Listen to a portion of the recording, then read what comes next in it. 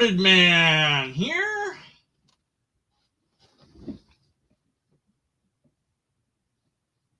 Anyways, a question atheists can't answer. Oh no! Because, there's always a question that can't be answered. I mean, if you load your question, then of course it can't be answered. Anyways, I'm sure that this is going to be good. So let's see if I, an atheist / skeptic, atheist, whatever, I'll play the video.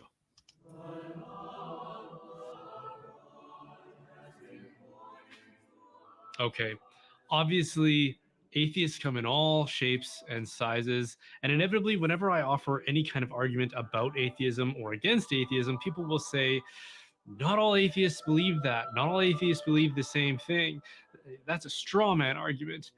And that's true. Not all atheists believe the same thing. But a 10-minute YouTube video doesn't allow me to address every variation of atheism that exists.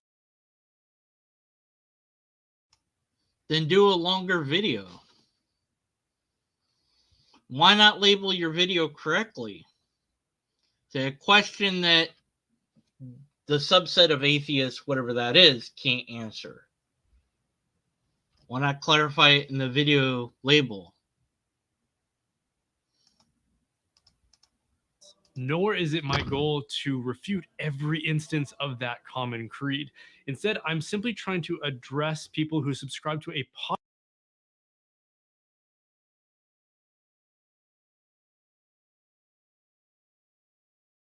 popular form of atheism, especially a kind that I interact with a lot.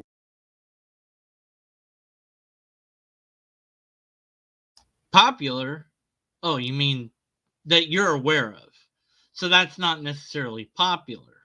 It's just the ones that you're aware of.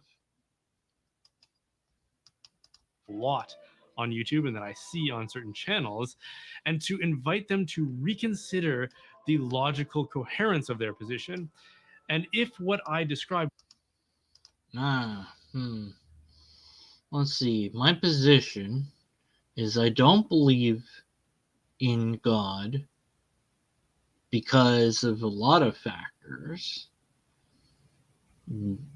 People have different definitions of what God is and how God works. The idea of God seems to stem from religions and or cults. It seems to come from humans. God itself apparently has not decided to make itself known in any way, shape, or form that couldn't be mistaken for human endeavor. So those are pretty good reasons to not think that there's a God. Yeah, okay. Checks out. Perfectly logical and valid. I mean, I could put it into a syllogism if that would help. Doesn't align with your particular form of atheism, then you can be confident that I'm not addressing you, and then therefore there's no need to be defensive. It's always a need to be defensive. Oh, you mean there's no need to respond to your videos, what you mean by being defensive, but by saying defensive, well, that nicely poisons the well, doesn't it? Keith! I was just thinking of Keith, I swear. That's so funny. The particular kind of atheism that I'm addressing in this video is the kind that says that only what can be materially observed and empirically measured is real, and that if you want to assert anything as true, that is the kind of evidence that you need to provide.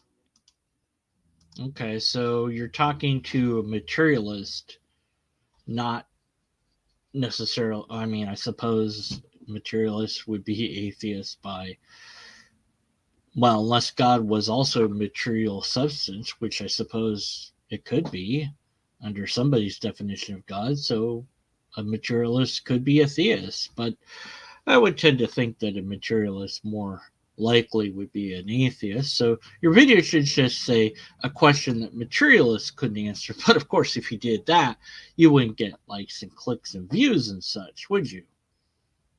Or at least not as many. So be dishonest. All right. Anyway, so what was it that you said that materialists say?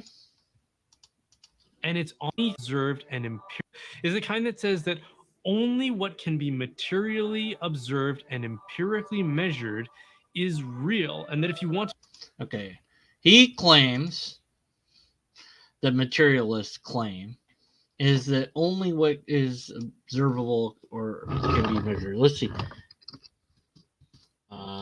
see. Materialism definition. Let's see. The tendency to consider material possessions and physical comfort more important than spiritual values, or the doctrine that nothing exists except matter and its movements and modifications. That's the definition from Google, at least from Oxford Languages. Materialism via Webster is a theory that physical matter is the only fundamental reality, and all of being and process and phenomena can be reduced to that. Let's see. Cambridge says it's a form of philosophy which holds that matters of substance nature. I'm not seeing anything that suggests that it holds the position that you just said that it holds, making me think that perhaps your version of materialism is a straw man. Straw man. Straw man. Straw man.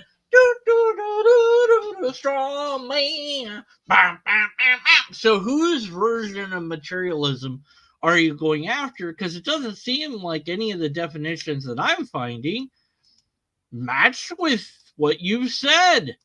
See? Look. There you go. Look. See? Not that one. Oh, wait. Here. Let me get smaller here. Okay. See? No. That one's not what you said. Okay. Now. All right. And then that's not what you said. That's not what you said. Not what you said. That's not what you said. That's not what you said. Etc. So I think maybe your version of materialism is in fact a straw man, and that nobody actually says the thing that you claimed that they say. Now, thankfully, we've got that handy dandy transcript thing.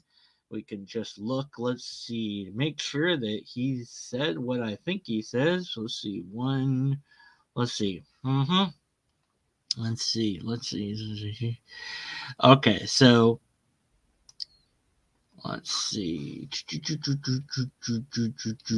Okay, so all right, got that. Here's what he says. Boom! In the chat. There we go. Oh, that didn't turn out well. That didn't format very well, but okay. The kind that says that. Wow. Let's get rid of those timestamps, shall we? Okay. So the kind of atheism that isn't actually atheism. It's just materialism. And then let's see. Okay. So and then he says, what about this? Okay. So. The kind that says that only what can be materially observed and empirically measured is real, and if you want to assert anything as true, the kind of evidence that you need to provide is on those kind of grounds. But that's not what materialism means according to the general consensus of materialism. So I don't know who holds that version of materialism, because I can already spot the logical fallacy in that. If you did hold to a version of materialism that said that you needed empirical evidence of everything, then that statement itself would perhaps be in question.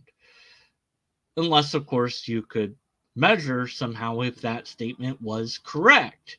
It might turn out that that statement's a tautology, and that would fall within the purview of logical deduction and reasoning, which itself would be something that you could investigate to make sure is actually formulaically correct, which would be observable and testable to some degree.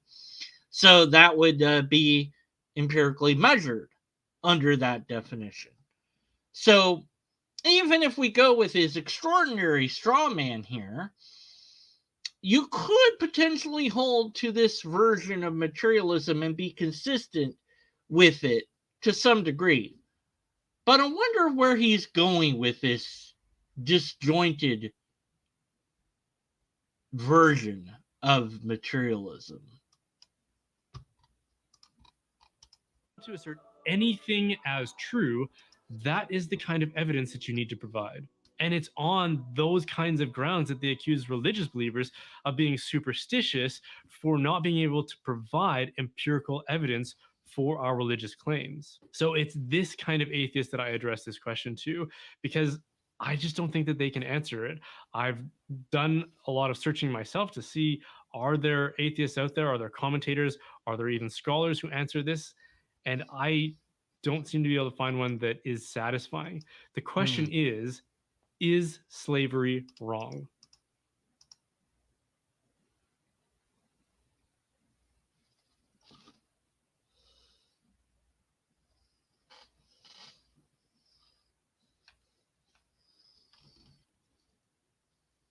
What? That that was the question? I thought for sure you'd be going after, like, well, how do you justify your materialism given the definition itself that I gave? That's not really the definition, but we're going to pretend that it's the definition. That would be the question that I would ask. It's like, what empirical evidence do you have, including that statement? And so, how does that work? And what would that look like? But is slavery wrong? It's a weird ass question to ask. Well, what do you mean by that? Well, I can make a few assumptions, and I guess I have to. By wrong, you mean, is it something that humans tend to object to? Yes, humans tend to object to slavery. I would assume and assert that being a slave is probably something that you would object to. Maybe you were born into it and it's all you've ever known, and maybe you were used to it, but I don't know. It's kind of hard to think that that would be a thing, but maybe. So I would suspect that most humans object to being slaves at some level. Now, the slave owner might not see it that way because they get some advantage by having a slave, usually free labor. Although free is not exactly, because you have to give them a place to sleep, give them a place, something to eat, give them water to drink. So overall, the cost benefit of having a human versus using animals or using machinery depends where you live. In the modern age, slavery just isn't financially doable. Well, unless you have like a sex slave or something like that, then maybe, but I guess it just depends on what sort of slavery you're looking at. But again, I would think that the person that is the slave would object to it, whereas the slave owner might think it's a good thing because they have some benefit to it. I would object to it. I don't think that it's a good thing for humans because I have empathy, and empathy is certainly measurable and testable in many different methodologies, could be employed to test empathy to see if it's coherent. So, under your version of what materialism is, which isn't actually the real version of materialism, one could say, yes, there is a way to measure the impact upon humans. Are humans happier being slaves? No, they are not happier being slaves. Well, why would that be the criteria? Well, what else would be the criteria to measure if something is a good thing or a bad thing for humans other than the humans themselves? They would have to set the desire level accordingly. So we'd have to do a survey of slaves to find out, hey, do you like being a slave? Now, you'd have to go to some country that still has slavery to be able to do that survey, and that'd be kind of a weird survey. But I would guess, speculate, that people would probably say that they don't enjoy being a slave. Unless, of course, the slave owner was there and threatened them with punishment, in which case they might say, oh, no, I love being a slave because, they're afraid to get punished. But if you got them privately and asked them the question, I think that the majority of humans would dislike it. So, since that's the measure, is humans themselves saying what is good for them or what they desire, or in this case, don't desire, then you have a methodology that is certainly empirical and verifiable in many different ways that you could test this. Yeah, you could measure it by doing the survey. That's one test that you can do. Now, could they be lying? Yeah, sure, but then you have a percentage of possible error in your survey that you have for all surveys. It's about 5-10% error margin or something like that, depending on how you ask the questions. Maybe you don't want to go about it so directly that it's obvious what you're trying to find out, about whether they enjoy slavery or not. But yes, that would be an empirical methodology that you could certainly utilize to determine that slavery is a bad thing for humans, since humans tend to not like it. If the majority of people being slaves probably outweighs the minority of slave owners, because that's usually how that works out. And maybe sometimes it's the other way around, but nonetheless, I think that the although the slave owners, of course, are going to say it's good, they themselves, well, would you want to be a slave? Ask them that question. Probably they wouldn't want to be a slave. They would view that as bad. They only view it as good when they can inflict it on others and not have it inflicted on themselves. So again, you would have the answer that it is a bad thing for humans. Thus, slavery is bad according to humans, and you would have your results of that uh, survey done if you did the survey. And so, even within your fake version of materialism, which isn't the real version of materialism, the answer would be no. And the reason I ask that question is because virtually all respectable people will frantically trip over themselves to be the first to affirm that, yeah, it's wrong. Slavery is definitely wrong. And I even Mhm. hear many atheists accuse the Bible of being morally inferior for not going far enough in its condemnations of slavery. Well, the Bible doesn't condemn slavery at all, ever, not even a little. The Judeo Christian Bible, well, primarily the Old Testament slash Torah, uh, doesn't say that slavery is bad. It just provides a certain laws and a set of rules for the Israelites to follow regarding how they treat slaves.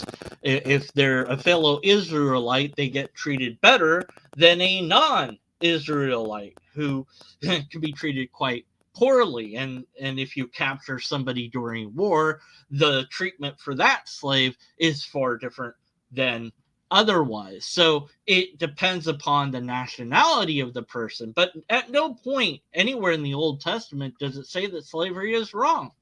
Now you might say, well, maybe the New Testament fixes that. Well, Jesus doesn't ever say that slavery is wrong. In fact, he says, serve your master God, that so there's some slavery there, perhaps, if you wanted to look at it that way. I don't know that is how I would look at it, but nonetheless, you could view it that way. But Jesus doesn't outright ever say, hey guys, that whole slavery thing, yeah, let's not do that at all, ever.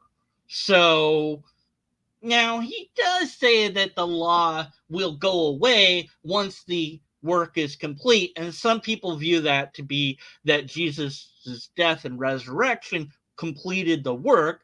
Therefore, when that's done, the newest law, love your neighbor as yourself, replaces all the 613 laws that came before it. But that new law still doesn't say that slavery is wrong. But you say, but who would want to enslave themselves? But Jesus says you have to be like a slave to God or a slave master. So you could maybe argue that. And well, some Christians in the past did argue using the Bible to justify slavery. And fair enough, some Christians use the Bible to say that slavery was wrong in the past. And still today, people use it to establish that slavery is either good, bad, or other. And then, of course, you have a few useful nitwits who say, but the slavery in the Bible is a different kind of slavery, as if that matters. It's still slavery. I don't care what version of slavery it is, it's still not a very good thing. And why God just couldn't say, hey, look, cut it out, guys. Don't do that.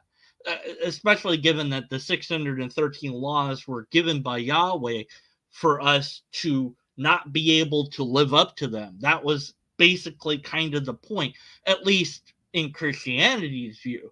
Judaism's view of it is completely different, but nonetheless, Christianity's view on those 613 laws is that nobody can do them. There's just too many and too difficult for any one person to live by the law. But if you were successful at living by the law, well, then you would be fine. But you'd also believe in God anyway, so your sins, which would be non-existent, although you are still born with sin, I guess, but then Jesus died for sin. How does any of this work again? I don't know. But at any rate, yeah, it's bad.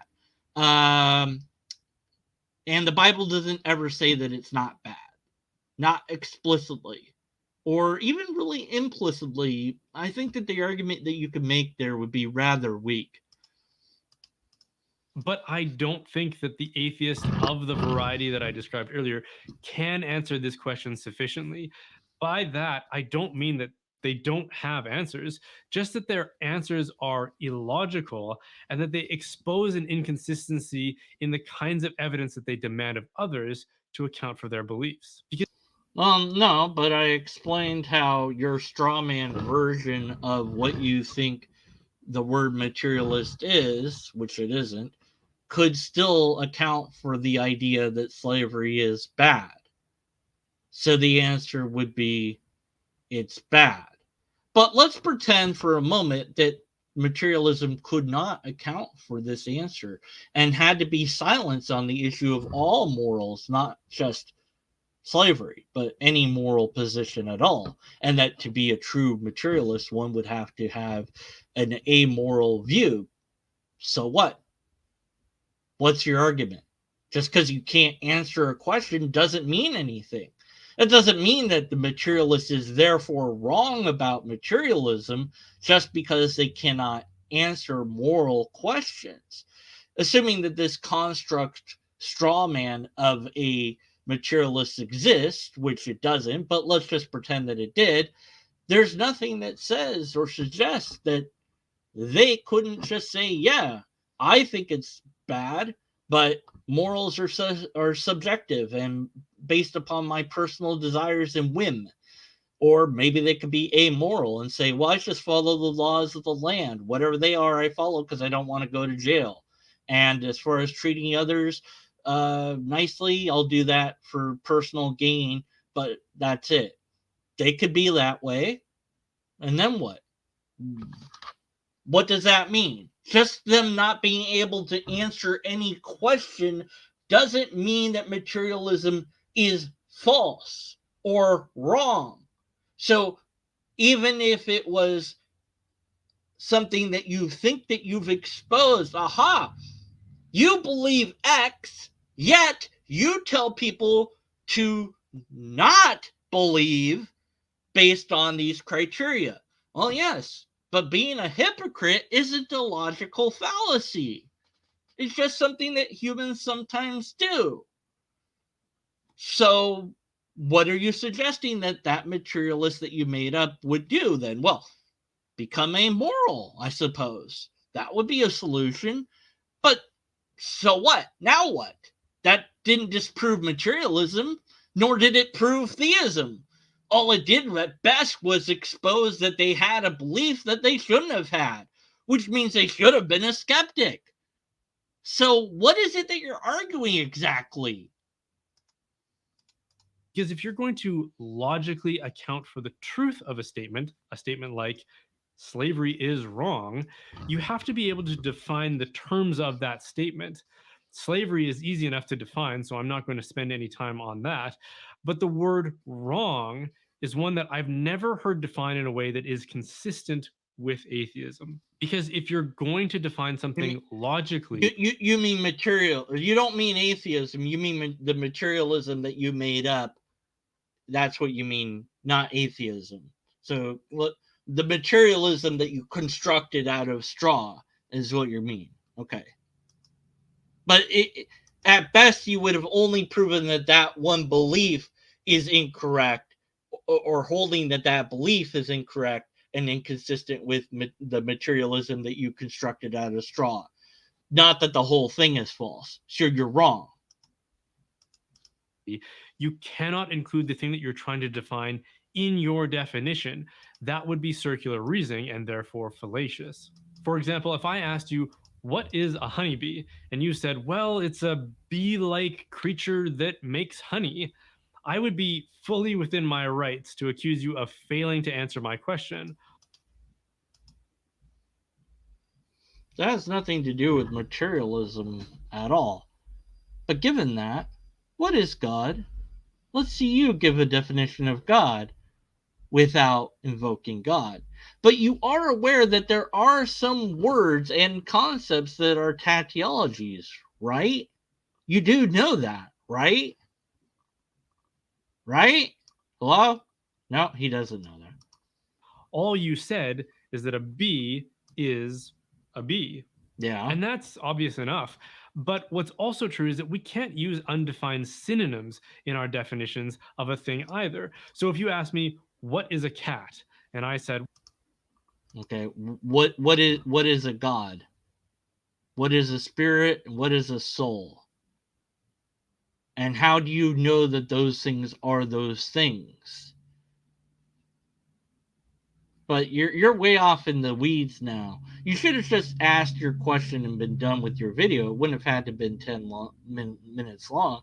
You did that within the first 2 minutes. You could have spent the rest of your time addressing the other versions of atheism. Nah. well, a cat is a feline creature that humans have a disordered amount of affection for. Well, feline is just a synonym for cat. So all I've said again is a cat is a cat, which does nothing to define what it is. It just keeps us going in circles. And unfortunately, every time I've heard an atheist give an account for morality, which then allows them to use words like right and wrong logically and coherently, this is the exact thing that they do. Like one I doubt that that's true. But if it is, so what? Here's the thing. Why is God moral? Can you answer me that question? I've already answered your question. That was a complete and total straw man construct, which of course we knew going in. Your loaded, malformed question was built upon a straw man, but nonetheless, I answered it even in your straw man version. So why is God moral? How is God moral? What ethics is God following? Well, if God's the source of morality, then you've told me nothing about where it gets its morals from. It gets its morals from its nature. Why is God's nature moral? Because that's its nature. Whoops, you can't give a better explanation than that. Uh-oh, that must mean something. Or maybe it doesn't, and you're making too big of a deal out of minutia. Natural language is a difficult phenomenon to traverse, but you're trying to use the fact that we sometimes struggle to define things as if that means something. But the same will be true for you. If you try to define why God is good, you're going to wind up saying that that's its nature. And I'm going to say, well, that's just circular. You haven't given me what makes God good. What makes it good? Its nature? Why is its nature good? Well, because it can't be bad. Why not? Because then it wouldn't be God. Well, why not? Why can't there be a bad God? You don't know. one article I read said that morality is simply whatever prevents suffering and increases well-being. But Yeah. all they've done, according to this definition, is made suffering synonymous with evil. And So what? I mean, yeah, suffering is bad or evil. That's how I view it. I get that you don't like that, but so what? What's your point? And well being synonymous with goodness, never really defining any of them. And Okay. What is good then? Let's see you define good then. Because if you're finding a fault in this, fair enough. Like I said, natural language is a bitch. But if you think that you have the solution, please present it. What is good then? Well, God is good. What does that mean? What does it mean to be good? It means to be God? Well, I don't know what that's like because I'm not God. So, what is good then? Are you going to define it for us? Or are you just going to say that this is a problem for the materialist? And even if that was the case, that still doesn't negate materialism. furthermore, they're not even accurate synonyms. Suffering isn't simply wrong or evil. In fact, I can think of all kinds of instances in which varying degrees of suffering can produce something that is widely considered good. And that makes you evil. Yeah, I'm sure you're creative and that you can think of ways that suffering could bring about good. But I don't view that as good. I view that as evil. Now, maybe, just maybe, I'm being a little hard on him. Let's try to steel man him, even though he hasn't done that for his opponents who don't exist because he made them up via straw man. But let's try to steel man him. Maybe he's thinking about hypodermic needles. That causes a small amount of pain. It's a little tiny bit of suffering that, once it's completed, injects a fluid that hypothetically will help the person to recover from whatever it is that they're suffering with. Perhaps it's an insulin shot. So they need to suffer a little bit of pain in order to maintain life, which is good. Although it's bad that God let them have that condition in the first place. But whatever. God doesn't care about diabetes and stuff, I guess. And he doesn't just cure that for reasons, although he sometimes does, but only when nobody is watching or records it, medically speaking. um, so maybe he's talking about that, or like an infected tooth that you have to have pulled. Of course, we have Novocaine that numbs the pain because it would be messed up to do it without it. So again, but you have to suffer through some amount of pain to get that done. But that pain ultimately is to get rid of the other pain that wouldn't have to be there if God didn't make teeth able to rot. Man, this all seems like God is sucking at making stuff in a way that doesn't harm us in some way, shape, or form. Not just us, but all the creatures and living things, period. Even trees. Yes, even look at the trees has to suffer because the trees, they get chopped down. I mean, if you were a tree, would you want to be chopped down? Okay, I'm way off tangent now. I'm way off tangent. I'm off tangent. I'm off on a tangent is what I am. I don't know anymore. Such as like chemotherapy or surgery. Mm-hmm. Exercise is almost universally recognized as a good thing in the right place and at the right time. But the first time I went running as a way to get back in shape, the experience was so unpleasant for me that I nearly threw up.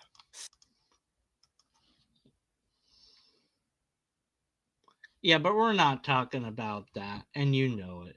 We're not talking about the sort of thing that we know that we have to do. And in fact, actually, maybe we are. Let's go with it for a moment. You have to exercise. Why? To maintain your muscles. Why? Because your muscles atrophy. Why? Because entropy is a thing. Why? Because apparently God designed it to be that way. Why? I thought God was good. But that's not good. That's bad. If I was God, I wouldn't design entropy to be a thing. I would make it so that you don't have to exercise. Why would I make it so that you would have to do that? I care about you, if I care about you at all. Why would I make it that you get sick at all, ever? Why would that be a thing? I could make it so that you would never have any problems at all whatsoever. But I could still give you challenges and things to overcome or things to do that weren't things that were going to cause you to suffer at all. Because, well, if I'm God, supposedly I know everything, so I could certainly come up with a far better universe than this one, let alone this planet, let alone this physical form that we have. There's so many flaws in this that's not even funny. I mean, really, you can choke to death because you eat and breathe and your tubes are right next to each other. That's just stupid.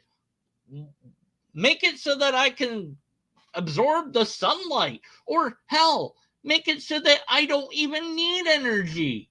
Why make it that we have to consume anything at all? Just have perpetual motion be a thing. Have a perpetual motion machine that runs my body. Why even bother with the physical universe if we're really just souls or spirits in the end?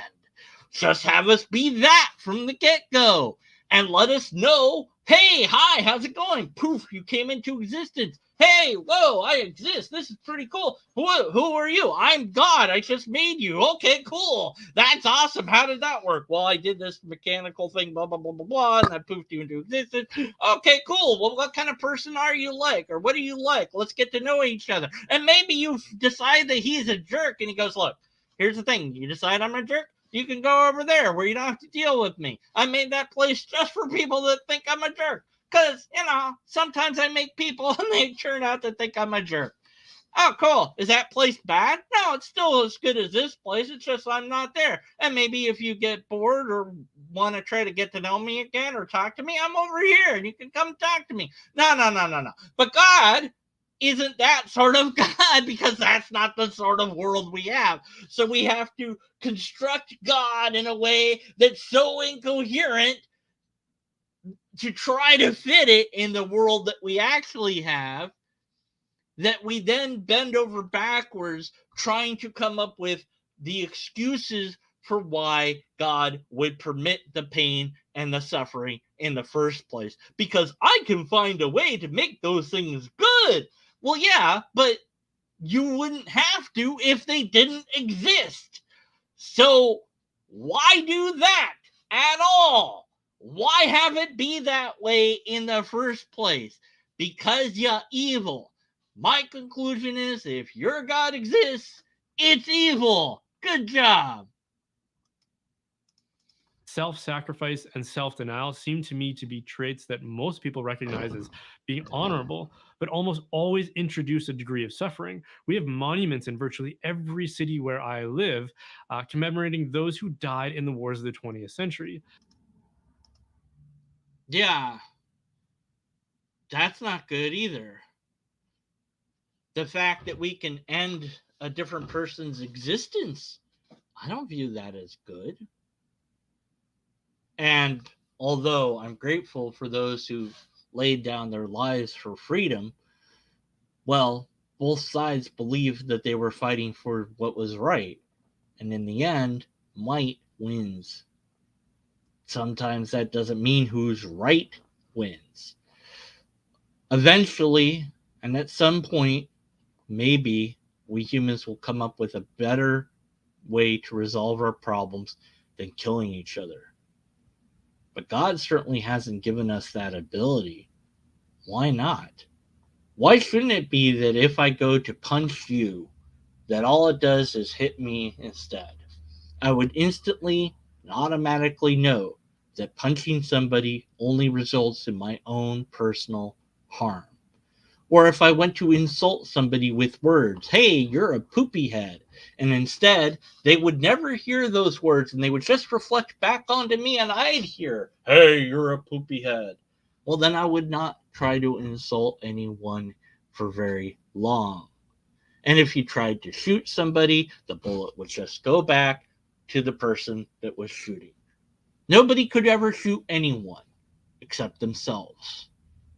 So why not make the world that way? You'd still have free will. It's just that your actions, if they were ones that would cause harm, would only wind up harming yourself. Now, granted, it would be a little bit tricky if, let's say, you're in a car and you didn't see the person as you were backing up. You were distracted momentarily or they came out of nowhere. Now, in that situation, I don't know what happens. Does the car just get crunched and the person is fine? Or do you get crunched? I think that it has to be that we make it that only if you're deliberately trying to hurt someone else, that then you get the pain that you would give to them instead. Okay. So only if you're driving into people deliberately, then you would get crushed instead. But if you accidentally backed up over someone or hit someone because they were crossing the road or whatever, well, they would just stay stationary and your car, I guess, would crumple. Or no, wait, make it so that nothing happens. It just goes doing, and like they go flying into the air for a fun ride. Whee! Or maybe they just go through each other because we changed how things work. Why not? Like they're crossing the street and the car's coming and it just goes right through them because they weren't paying attention. The car wasn't person in the car couldn't slow down in time, but nobody was trying to hurt each other, so just nothing happens. Make the universe work like that. But no, God's not as smart as I am, apparently. Anyways, back to the video. So, was it wrong for them to suffer and die for those causes? Maybe, yeah, because maybe there was a different way. Maybe in a world that I've described, then yes, but we don't have that world. So we see the sacrifice and we honor that because they gave up something that you only get one of in hopes that it would bring about a greater good. The other side did that too. They believed in their fight just as much as we believed in ours. And whoever wins is the victor. The other one's the loser. And then they say, well, it was a noble cause. Sometimes it is. Sometimes it isn't. Sometimes there's shades of gray, and nobody is clearly innocent or clearly guilty.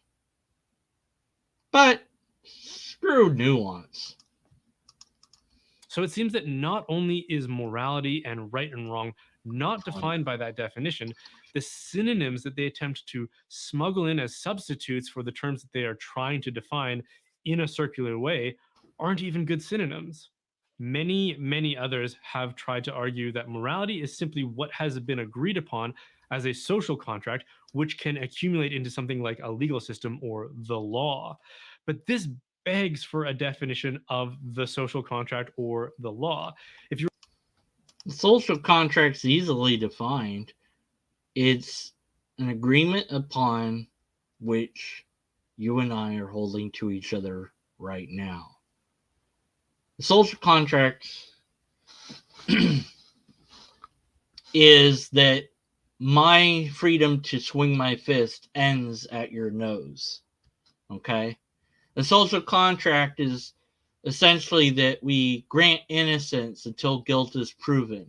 That's how I view the social contract. I assume somebody's telling me the truth until I find if they are actually lying to me. We have to some degree, have that as a social contract because we can't read minds, at least not yet.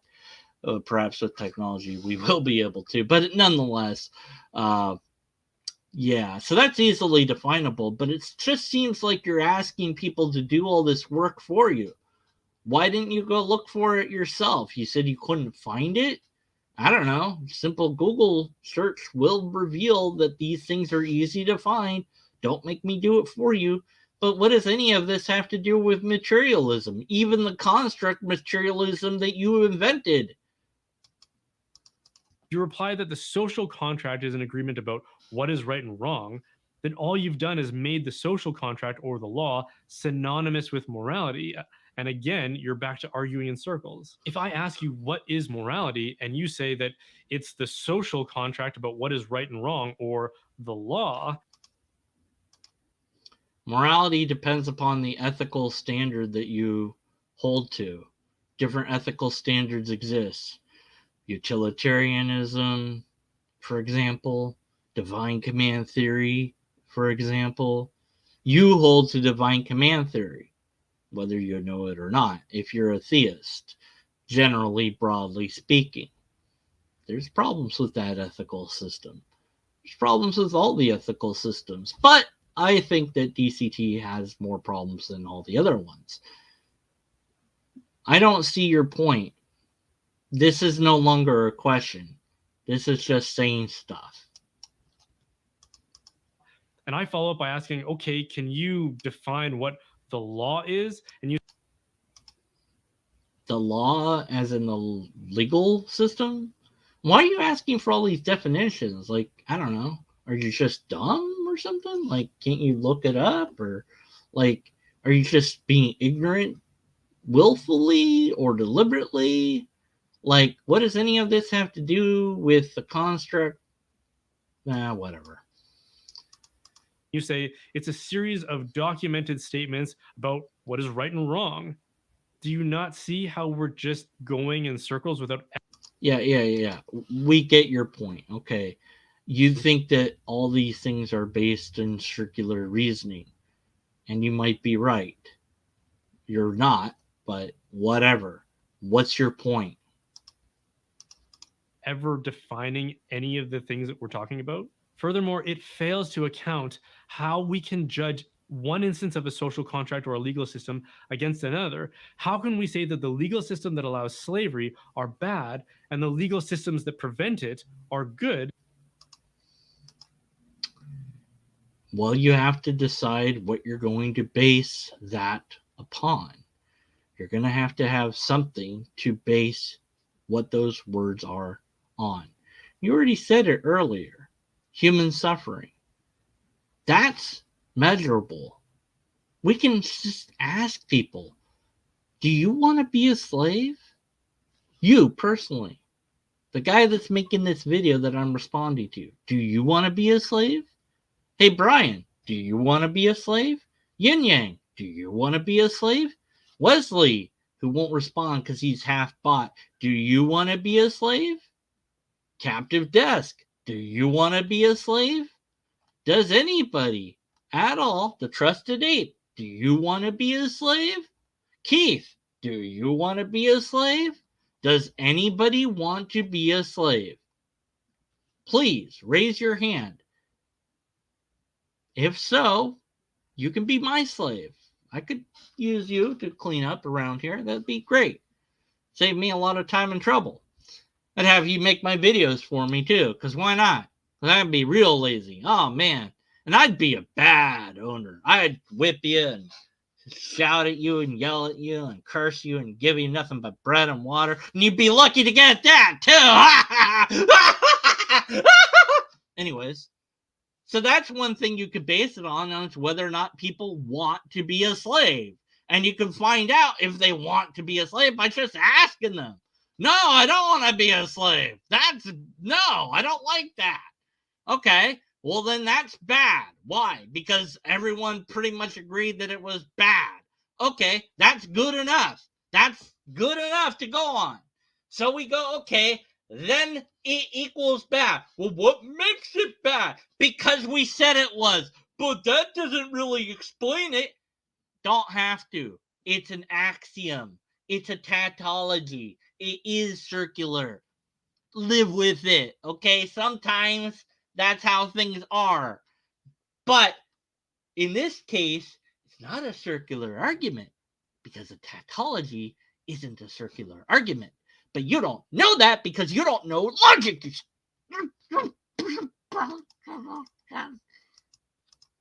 Unless morality somehow sits outside and above legal systems and social contracts. Okay.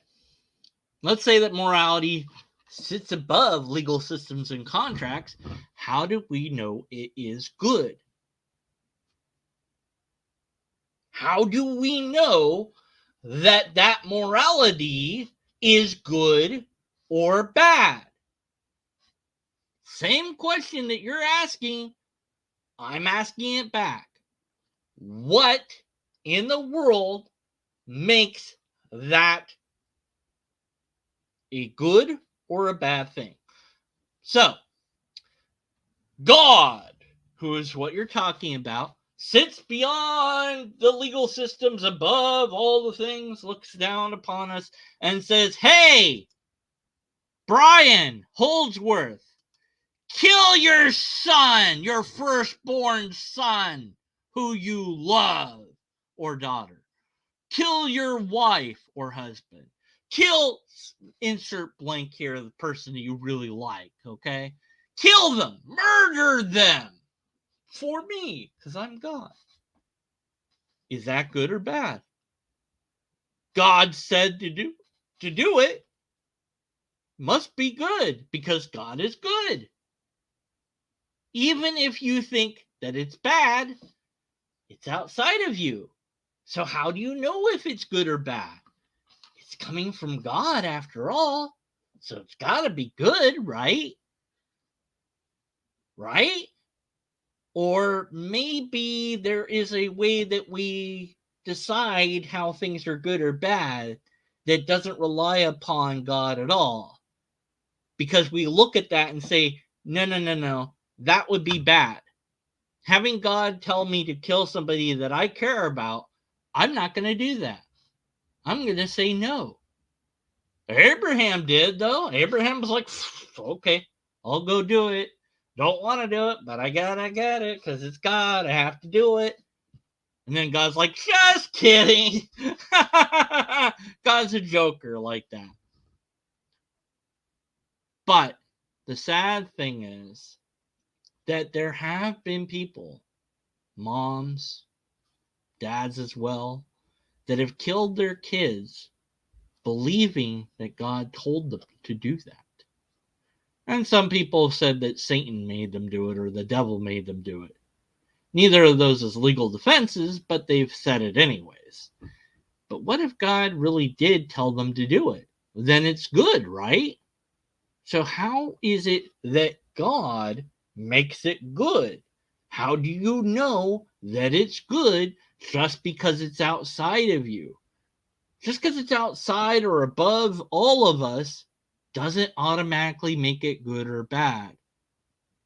And further, we'd still have to judge it in some way, shape, or form and see if we want to do those things, right? So it doesn't negate the problem of morality at all. It just removes it to an unquestioning state. Instead of saying, look, murder, bad. Okay. Well, there's loopholes around that. Let's just say it's okay to kill people. It's only murder if it's illegal. So if you go to war, that's legal. Okay, look, okay, let's retry this. Okay. Killing, bad. Always? Always. Bad. Can't go to war then. Well, okay, look, so you're gonna have to have some flexibility there. Killing, bad unless you have to. But that's not what the Bible says. It just says don't kill. So then it's always wrong to kill. But if you kill, well, you're forgiven. So it's okay. It's not really okay, but it's okay because you're forgiven by Jesus, who forgives all your sins. So you can kill as much as you want, as long as you ask for forgiveness. Then it makes it okay to kill. But not in my book. It doesn't make it okay to kill. It's wrong to kill, period. But there might be some times that you have to do what's wrong because you don't have a choice in the matter.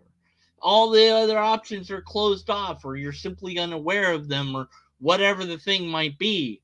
You're forced into the situation. It's kill or be killed. You're at war, or somebody's coming after you, or whatever the situation is that put you in that situation where you have to kill somebody. Goodness gracious, that would be a terrible thing to have to do. But your simplistic answer is to remove it to up above us. Well, now we can't question it. Now it's a thing that you can never question. It's always wrong to do X. Okay, there's going to be a problem with that because there's going to be a situation where you have to do X. Because there's always a situation where you have to do X. Then what? Well, you do it, even though it's wrong. And you know it's wrong. And everything says it's wrong. You do it anyways because you don't have any other choice. Okay, what did it being wrong matter then? Because you had to do it. Doesn't change anything. The reality is still real. See?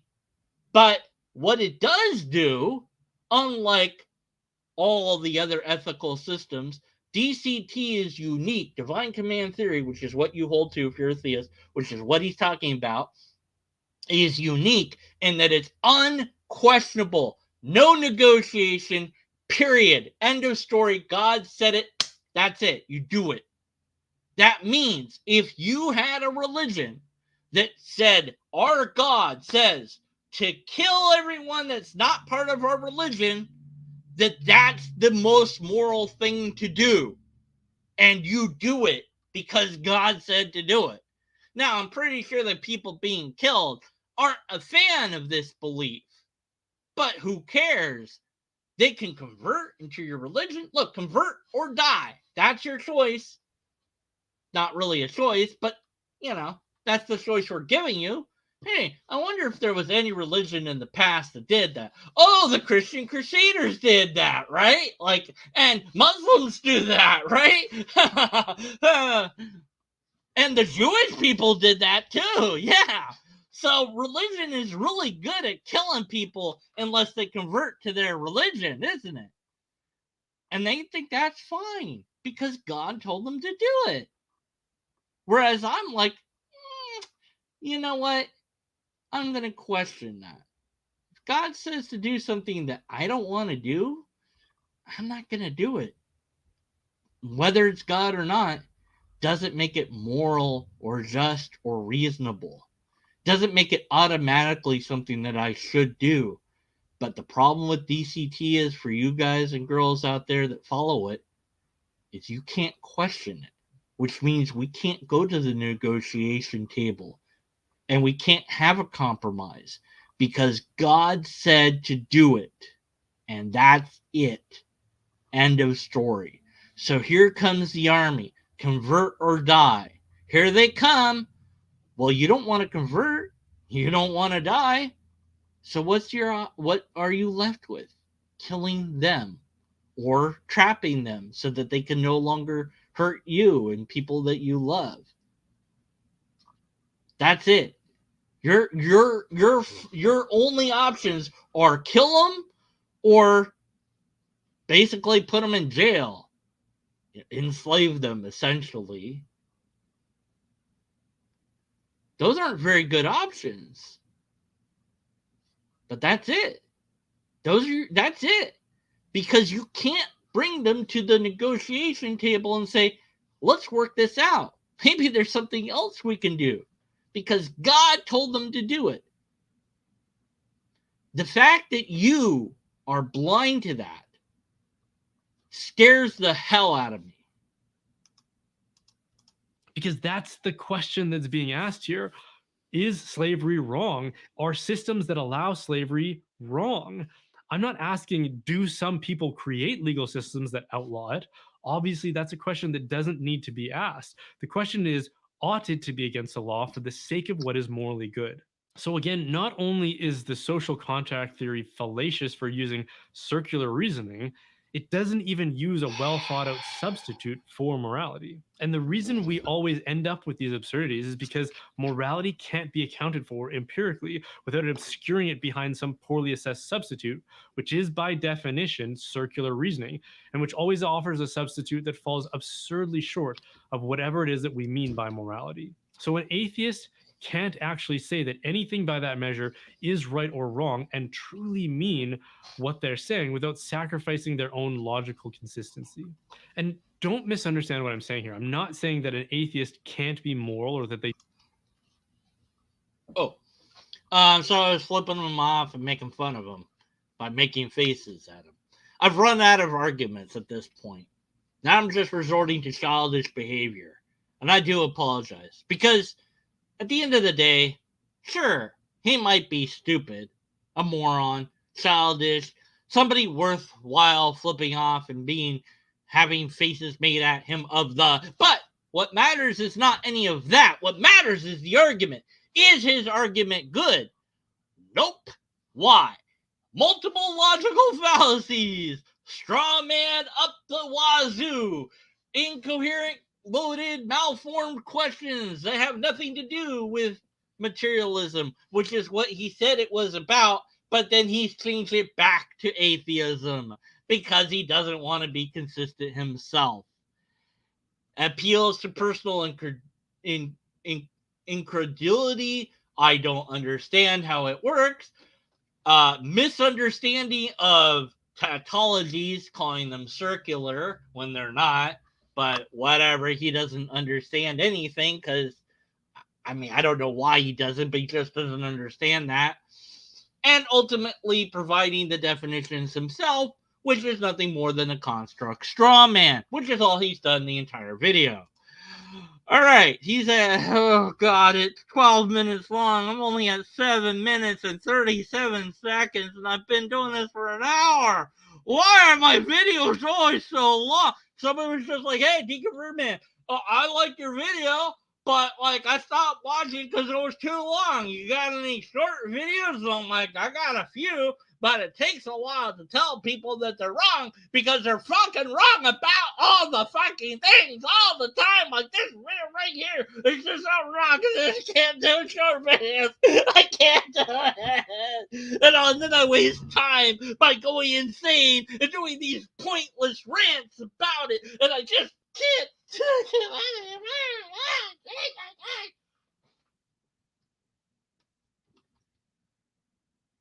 Thanks for watching. That's a weird ending, isn't it? Just go straight to that. Straight to that. Yeah, no, I'm done. I'm done. He's got nothing. I'm done. I don't need to keep doing it. I don't need to keep watching his video. I'm not going to keep watching his video because that means I'd have to keep responding to his video. I'm done.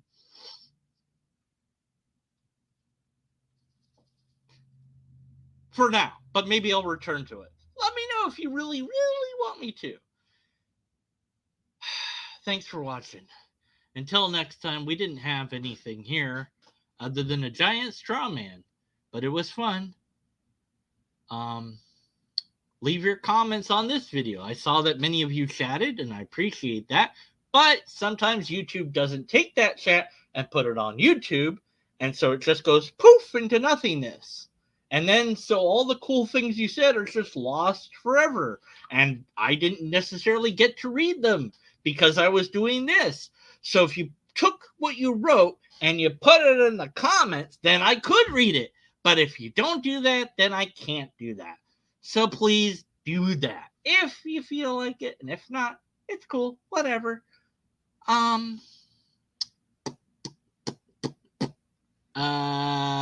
Neil is a person. Neil, the 604 atheist.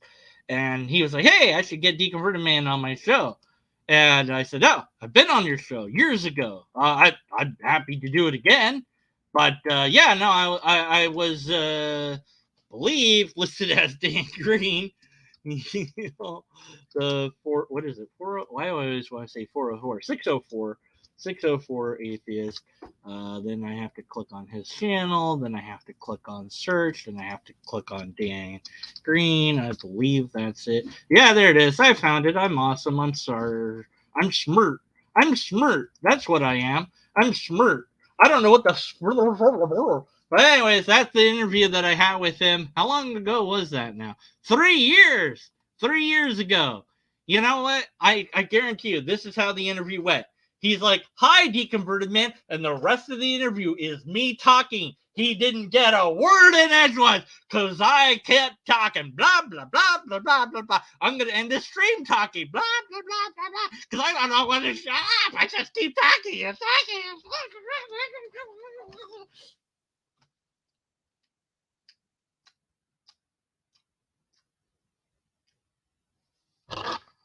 Meow.